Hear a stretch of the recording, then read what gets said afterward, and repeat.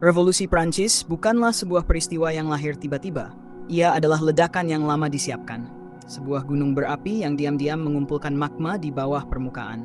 Setiap ketidakadilan, setiap jeritan kelaparan, setiap pajak yang diperas dari rakyat miskin adalah batu bara yang dilemparkan ke dalam bara api sejarah. Prancis akhir abad ke-18 adalah negeri yang penuh kontras. Di satu sisi, Istana Versailles berdiri megah, dengan lantai marmer yang mengkilap, pesta dansa, dan anggur yang tak pernah habis. Di sisi lain, desa-desa miskin penuh dengan perut yang kosong, rumah reyot, dan wajah-wajah yang kehilangan harapan. Sistem feodal yang menua masih mencengkeram kehidupan. Bangsawan dan gereja duduk di atas takhta hak istimewa, hampir bebas dari pajak, sementara kaum tani dan rakyat jelata menanggung beban keuangan negara. Keadilan hanyalah kata kosong, dan hukum hanya tajam ke bawah. Raja Louis XVI, meski dikenal lembut hati, terbukti buta terhadap gelombang ketidakpuasan. Ia mewarisi kerajaan yang menanggung hutang besar, terutama akibat keterlibatan Prancis dalam Perang Kemerdekaan Amerika. Ironisnya, perang yang membantu melahirkan kebebasan di seberang lautan justru menjerumuskan negaranya sendiri dalam krisis. Hutang menumpuk, pajak dinaikkan, dan rakyat semakin tercekik. Harga gandum, sumber makanan utama rakyat, melonjak tajam. Sebuah roti yang dahulu masih terjangkau, kini menjadi barang mewah. Apa artinya revolusi jika bukan ketika rakyat tidak lagi mampu membeli roti untuk bertahan hidup? Dalam suasana kelaparan itu, para filsuf pencerahan meniupkan angin ide. Voltaire, Rousseau, Montesquieu, nama-nama yang kini dikenang, menyebarkan gagasan tentang hak asasi, kebebasan individu, dan kontrak sosial. Kata-kata mereka beredar di salon-salon intelektual, merembes ke jalanan, lalu menyatu dengan keluhan rakyat. Tapi ide saja tidak cukup. Ia harus bertemu dengan penderitaan nyata untuk berubah menjadi gerakan. Dan di Prancis, penderitaan itu hadir di setiap sudut kota dan desa. Dari petani yang bekerja keras di ladang tapi tetap miskin, hingga buruh kota yang terhimpit harga roti, semuanya memiliki alasan untuk marah. Tahun 1788, musim dingin panjang menghantam. Panen gagal, kelaparan meluas, dan rakyat menjerit di jalanan Paris. Bagi mereka, yang terlihat hanyalah raja yang hidup nyaman di istana, sementara perut mereka kosong. Apakah raja masih layak disebut ayah rakyat jika ia bahkan tidak mendengar tangisan anak-anaknya? Terdesak oleh krisis, Louis XVI memanggil kembali Etats Généraux, majelis perwakilan tiga golongan, bangsawan, gereja, dan rakyat jelata. Itu adalah pertama kalinya sejak lebih dari 150 tahun majelis itu kembali berkumpul. Banyak yang berharap, inilah saat perubahan. Namun kenyataannya pahit. Suara rakyat jelata tetap dipinggirkan oleh aturan voting kuno, di mana suara bangsawan dan gereja bisa menenggelamkan aspirasi mayoritas rakyat. Dari situ lahirlah perlawanan. Kaum Third Estate, wakil rakyat jelata, membelot dan mendeklarasikan diri sebagai Majelis Nasional. Tindakan ini adalah titik balik. Mereka bersumpah dalam sumpah lapangan tenis untuk tidak bubar hingga sebuah konstitusi baru lahir. Janji itu adalah api pertama yang menyulut bara, bahwa kekuasaan bukan lagi monopoli raja dan bangsawan, tapi milik rakyat. Ketegangan semakin panas. Rakyat mendengar kabar bahwa tentara kerajaan mulai bergerak di Paris.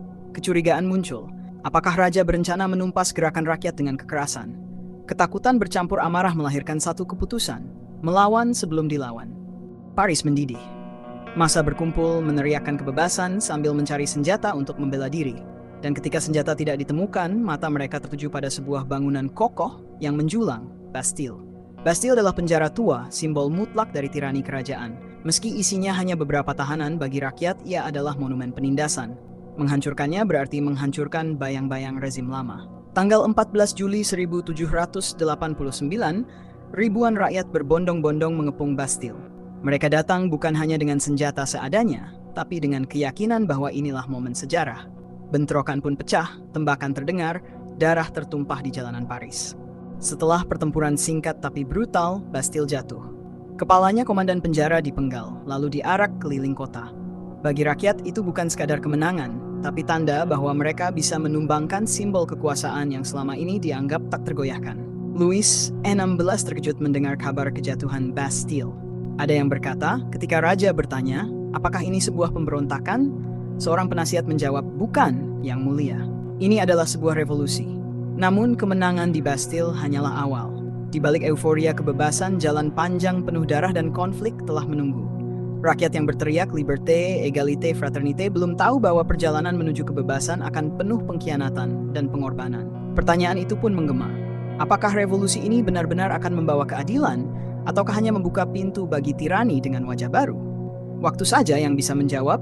Tapi hari itu di depan Bastille yang runtuh, rakyat percaya bahwa mereka sedang menulis sejarah baru untuk Prancis.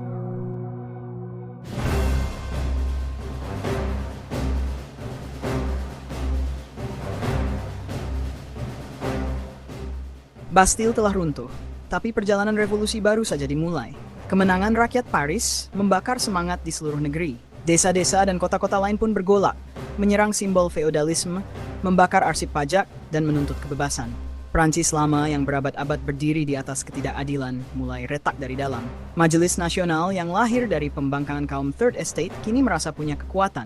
Pada Agustus 1789, mereka mengumumkan Deklarasi Hak Asasi Manusia dan Warga Negara. Sebuah manifesto yang menggemparkan dunia. Manusia lahir bebas dan setara dalam hak. Kata-kata itu bagaikan cahaya yang menembus gelap. Namun cahaya itu juga membutakan mereka yang berkuasa. Bangsawan ketakutan, raja kebingungan, dan negara tetangga memandang Prancis dengan cemas. Apakah virus revolusi ini akan menular ke kerajaan-kerajaan lain? Di Istana Versailles, Louis XVI mencoba berkompromi, tapi langkahnya goyah. Ia bukan tirani kejam, namun juga bukan pemimpin yang mampu memandu badai. Ketidakpastiannya hanya menambah amarah rakyat. Pada Oktober 1789, ribuan perempuan Paris berbaris menuju Versailles. Mereka menuntut roti, tapi juga lebih dari itu. Mereka menuntut agar raja kembali ke Paris, ke jantung penderitaan rakyat. Pawai itu memaksa raja dan keluarganya pindah ke Istana Tuileries di Paris. Tanda bahwa monarki tidak lagi berada di atas rakyat, melainkan dalam genggaman mereka. Ketegangan terus meningkat. Tahun 1791, raja mencoba melarikan diri ke luar negeri dalam insiden yang dikenal sebagai Flight to Varennes. Namun, ia tertangkap dan rasa percaya pada monarki pun runtuh. Bagi banyak rakyat, raja bukan lagi simbol persatuan, melainkan simbol pengkhianatan. Di luar negeri, raja-raja Eropa mulai khawatir. Austria dan Prusia mengancam akan menyerang jika Prancis tidak mengembalikan kekuasaan raja. Ancaman itu justru mendorong revolusi makin radikal. Bagi para pemimpin revolusi, mempertahankan Prancis berarti memutuskan ikatan terakhir dengan monarki. Tahun 1792 menjadi titik balik. Rakyat Paris menyerbu Istana Tuileries, menghapus monarki, dan mendeklarasikan berdirinya Republik Prancis. Sebuah bangsa baru lahir, bukan lagi kerajaan, melainkan republik yang berjanji berdiri atas nama rakyat. Namun, republik yang baru lahir ini segera menghadapi dilema. Apa yang harus dilakukan terhadap raja yang mereka jatuhkan? Perdebatan panjang pun pecah di konvensi nasional. Kaum Girondin ingin menghindari eksekusi, sementara kaum Montagnard yang dipimpin Robespierre bersikeras bahwa raja harus mati demi revolusi. Pada Januari 1793, keputusan itu dijatuhkan. Louis XVI dibawa ke gilotin.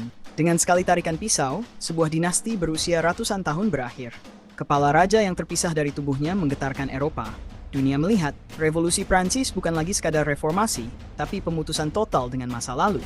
Namun, setelah darah raja tertumpah, darah lain pun ikut mengalir.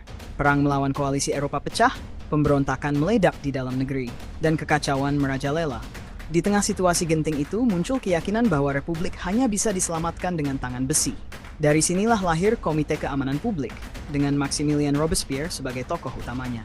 Ia dikenal sebagai si tak tercemar, seorang pria yang hidup sederhana, teguh pada prinsip, dan percaya bahwa revolusi harus dijaga dengan kemurnian moral. Tetapi kemurnian itu memiliki harga yang mahal. Robespierre berpendapat bahwa kebebasan sejati tidak bisa dicapai tanpa memusnahkan musuh revolusi. Dan siapa yang disebut musuh bukan hanya bangsawan, tapi juga sesama revolusioner yang dianggap berkhianat. Maka dimulailah babak kelam yang dikenal sebagai Reign of Terror. Gilotin bekerja tanpa henti di tengah alun-alun Paris. Bangsawan, rohaniawan, pedagang, hingga rakyat biasa siapapun yang dicurigai melawan revolusi dihukum mati. Ironi tragis pun lahir. Revolusi yang mengangkat slogan Liberté, Égalité, Fraternité justru mengekang kebebasan dengan rasa takut. Keadilan berubah menjadi teror, persaudaraan berubah menjadi pengkhianatan, dan kesetaraan berarti semua bisa sama-sama kehilangan kepala. Ribuan orang mati dalam waktu singkat. Bahkan tokoh-tokoh revolusi sendiri ikut jatuh. Danton, Desmoulins, dan banyak lainnya dieksekusi. Robespierre, yang dulu dipuja sebagai pelindung revolusi, kini dipandang sebagai tiran baru. Rakyat mulai muak. Mereka bertanya-tanya, apakah ini yang mereka perjuangkan ketika merebut Bastille? Apakah kebebasan memang harus ditebus dengan begitu banyak darah? Pada Juli 1794, giliran Robespierre sendiri naik ke panggung guillotine. Sang incorruptible jatuh, dan bersamanya berakhir masa teror.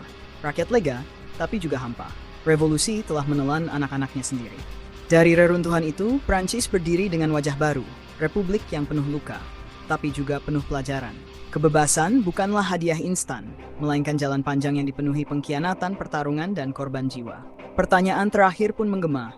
Apakah revolusi benar-benar memberi kebebasan, atau hanya mengganti tirani lama dengan tirani baru yang memakai topeng idealisme? Jawabannya masih diperdebatkan hingga kini, tapi satu hal pasti, dunia tidak akan pernah sama lagi setelah Revolusi Prancis.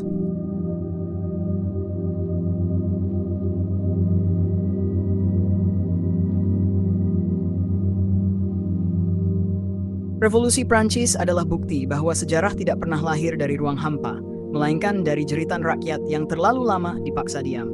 Ia mengajarkan bahwa kebebasan, kesetaraan, dan persaudaraan bukan sekadar slogan indah, tetapi cita-cita yang menuntut pengorbanan besar. Dari runtuhnya Bastille hingga jatuhnya kepala seorang raja, dari sorak kemenangan rakyat hingga jeritan di bawah gilotin, revolusi itu memperlihatkan wajah ganda, harapan dan kehancuran, cahaya dan kegelapan. Namun, justru dari pertarungan itulah lahir warisan yang abadi. Revolusi Prancis mengguncang fondasi dunia lama dan membuka jalan bagi modernitas politik, hak asasi, demokrasi, dan konsep bahwa kekuasaan sejati harus berpulang pada rakyat. Meski jalannya penuh darah, pesan yang ditinggalkan tetap berdiri tegak. Kebebasan adalah sesuatu yang harus diperjuangkan, dijaga, dan dipertanyakan terus-menerus, agar tidak berubah menjadi tirani baru dengan wajah yang berbeda.